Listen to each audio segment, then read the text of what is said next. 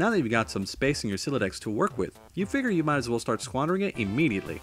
Ordinarily, this ridiculous book would be way too heavy to carry around in any practical way. You guess maybe this is one respect in which the cards present some convenience. John examined Game Bro magazine. Game Bro, Spurb, why the game of the year or whatever isn't as good as some other stuff I like that's better. John, read article. So, okay. Spurb is this game that a lot of cats seem hella pumped of. And this beta is sitting on my desk for review, so I'm like, yeah man, I'll write something. But I don't know. I'm like, so this is about houses or some noise? That's fine. I'm sure that's like fucking dynamite in a handbag for some brosifs. All I'm saying is, when do you get to thrash anything? While you're playing house or some shit, are you ever in jeopardy of getting mud on your doll's dress or whatever from busting out, and I quote, the mad stunts all wicked uppins? You know what I'm saying, bro yama? I didn't actually play this game, but I gave it a 1.5 hats out of 5 hats to keep it real. At this point, I'd like to give a shout out to my boy Dennis, who was over the other day. We were going to chill in front of the Dark Knight, and he was so psyched of it, y'all. So this one time, he was leaning against the screen door, and the shit popped open, and the back deck was wet, and he slipped down the steps and broke his thumb on the lawn.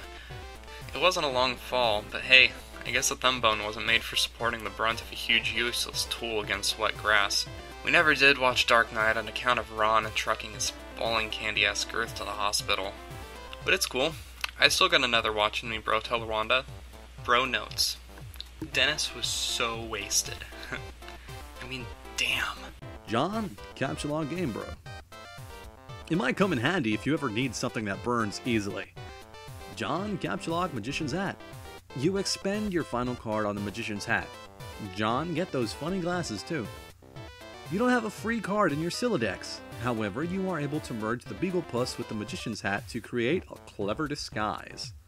John, wear disguise to full dad. John, who is this John you speak of? You are quite certain there has never been, nor ever will be. Yeah, this is a pretty shitty disguise.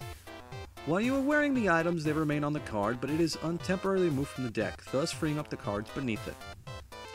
John, leave room. You exit into the hallway. On one wall hangs a picture of a fella who sure knows how to have a laugh. A man after your own heart. You always thought he looked a lot like Michael Cera, but your dad swears on the many hallowed tombs of Egypt that it is not. You're not sure about that though. On the other wall is one of your dad's stupid clowns, or harlequins, as he is quick to correct anyone who would venture such brazen assumption. John, go downstairs. The accursed odor of fresh baking wafts into your newfound nostrils. Something is brewing in the kitchen. It must be the connivings of your arch nemesis, Betty Crocker. And the rich, buttery aroma of her plot stinks to high heaven. This mission is going to be more difficult than you imagined. John, admire harlequins. You check out the shelves of fanciful harlequins. Look at this fucking garbage. You hate this stuff. Funny is funny, but your dad can sure be a real cornball. Sometimes at night, you pray for burglars. John, examine fireplace. A bright orange flame flickers in the fireplace. It doesn't matter that it's April and not terribly chilly outside. In a home, a fireplace needs a fire, because that's what a fireplace is for. A fire belongs in a fireplace, damn it. That categorically at all times, without exception. As domestic myth of unaccountable origin holds, a home borrows the spirit of the flame for as long as it makes a guest of it, much as the moon takes liberty with the sun's rays. The moon's an errant thief. At her pale fire she snatches from the sun. Mark Twain. You're almost certain Mark Twain said that. John tossed Game Bro into fire. It doesn't burn as quickly as you had hoped. Each Game Bro magazine is guaranteed to be printed on 40% recycled asbestos. For big ups to Mother Earth, yo. John, fondly regard cremation. You examine the sacred urn containing your departed Nana's ashes. When your father gives her portrait a wistful glance now and then, you can tell it brings back painful memories. A tall bookshelf, a ladder, and unabridged Colonel Sassacres. He never wants to talk about it. John, topple urn. You clumsily mishandle the sacred urn, ashes everywhere. In retrospect, upon mulling cinematic tropes regarding ash-filled urns, this outcome was virtual certainty. You probably better clean it up before Dad finds it. John, combine father's pipe with clever disguise. You think now would be a good time to beef up your clever disguise. John, examine oversized gift. Champ, you can do anything if you put your mind to it. I believe in you. Contemplating what could be inside this package is sort of exciting, but it makes you a little nervous at the same time. John, open large present. Oh, hell no. John, capture log ashes. First, you prop the Harlequin doll up on the couch. Having it in the middle of the floor sprawled out all akimbo like that struck you as unseemly.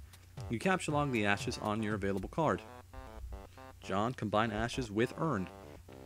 You merge the sacred urn with the ashes. Most of the ash is back in the urn, but it's a total mess. Really, it probably would have been tighter if you just used a broom and dustpan. John, put the urn back. No one will be the wiser. Except maybe for people with eyes. John, go get fake arms again. You just got another brilliant idea for something to do with those pointless arms. You pry them out of the cake and capture log them. Looks like Pesterjum is acting up again. John, examine third and fourth walls of room.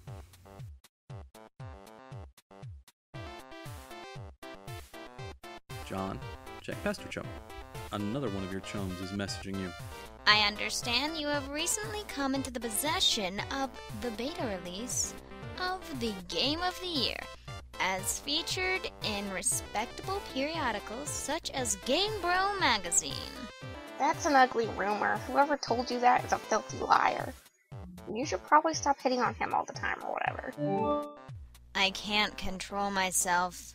I must have a weakness for insufferable pricks. Anyway, I still haven't checked the mail, so my dad has it. I'm trying to get it from him, so BRB. John. What? You're wearing one of your disguises now, aren't you? You're typing to me right now while wearing something ridiculous. No. Why would you even think that? That's so stupid. Okay. Why don't you get the game from your father? Alright. Wish me luck. Oh. By the way, just kidding. I was wearing a funny disguise the whole time. Gotcha. I know, John. John, go back downstairs. You can now execute that brilliant idea you had. There should be just enough frosting on the fake arms to serve as an adequate adhesive. John, attach arms to doll. You don't care what Colonel Sasker says. That makes it at least 1,000,000% funnier. John, inspect burnt paper on the floor. You put this back in the fire where it belongs. John, throw present wrap in fire. As long as you're cleaning up. John, capture log doll. You can carry hefty items, but that thing is just way too big. Yet real. Besides, you don't even want it. John, read Colonel Sasker's text. The creepy crawlies. Hails bells, we are having a mighty sporting time of it. Hold fast, my intrepid fellow pranksmiths. We've merely nicked the mahogany of our japing chests. If I might direct the incisive argue of your beagle puss to the wriggling wreckancy of rubber bugs, plastic parasites, squirming serpents, pliable pests, and every such order of feeder of creepy crawly. Land sakes alive, we are cooking with petrol now. In further exhibits, we shall dwell on artificer useful to your exploits. Is your pappy's rotten real handy? What about a bit of iron cord? It shouldn't prove elusive. Bring those writhing rascals to life and set the nerves of some old maid to the wreck of Hesperus. Do you have a bothersome aunt who never seems troubled to find ways with your sunny afternoons? A broad splintery fence? A bucket of whitewash, perhaps? By gum, you'll fix her wagon. And what of that tawny gent who puts his lackadaisical lean near the sarsaparilla phone? You'll have that listless octoroon find the spring in his step just yet. You thought about consulting the text to determine exactly how hilarious the doll is now, but this text is way too big to navigate in a timely fashion. You decide to forget it. John, find Dad and retrieve mail. The door on the left leads to the kitchen, from which the smell of baking wafts, a powerful aroma which could lift an especially portly hobo off his feet. The door on the right leads to the study, where your dad spends a lot of time. He could be in either room. Where will you go? John, go in the study. It doesn't look like he's here right now. John, examine Father's desk. On the desk is a deck of playing cards, one of your dad's pipes, the April issue of Serious Jester magazine, and a stray capsulon card. There's also a can of peanuts on the desk. Haha, oh, Dad. You won't be falling for that one again anytime soon.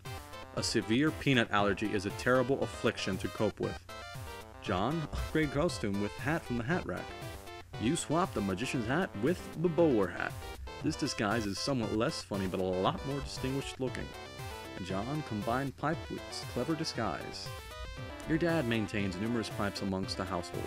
A father without a pipe is like a strapping roughneck without a toothpick. That is to say, he is a rather piss-poor excuse for a rough neck if you ask me. You'd rather not take the pipe though, the first one tastes bad enough as it is. How you suffer for your comedy. John examined Capsulog card. Yes, this will be perfect for expanding the space in your John, Capsulog card. Arg! John, play a haunting piano refrain.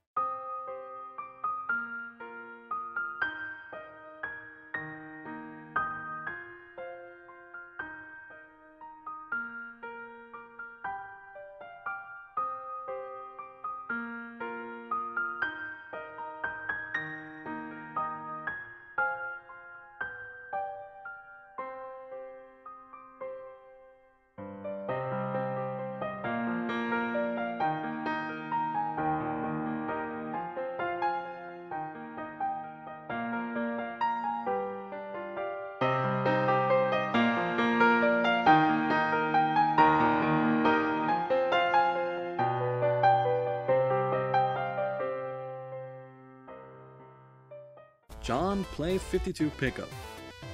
You play the prankster's favorite card game, even though you're alone in this room, thus rendering it an especially foolish version of solitaire. So stupid. Look at this mess. The peanut gallery over there is sure getting a kick out of it. You're allergic to their scorn. John, attempt to leave house. You go back into the living room and contemplate checking the mailbox outside. You think perhaps you should exhaust all possibilities before plunging headlong into a dad encounter. Your television is currently airing a commercial. John, exit.